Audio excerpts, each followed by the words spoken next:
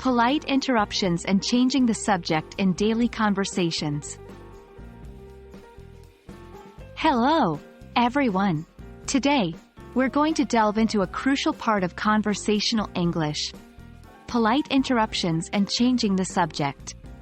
Especially, we'll focus on how to combine these skills in daily routines and habits, using role-playing scenarios.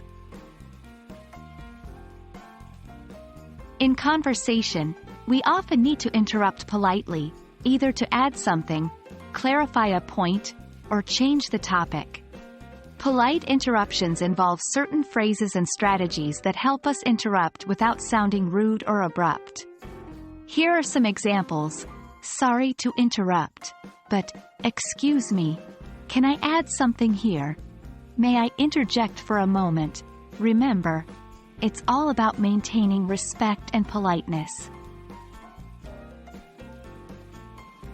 Changing the subject is also a crucial part of conversation, especially when we want to move away from an uncomfortable or boring topic. Again, this should be done politely and smoothly. Here are some common phrases.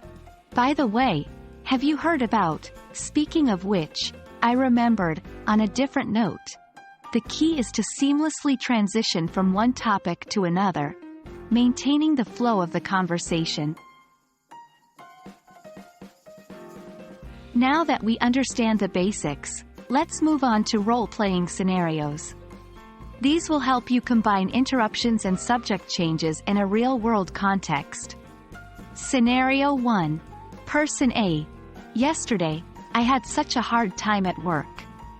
My boss kept me late again. Person B.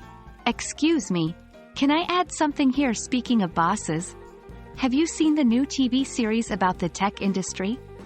It's quite insightful about work culture. Scenario 2. Person A. I've been trying to lose weight but nothing seems to work. Person B. Sorry to interrupt, but, have you thought about trying yoga?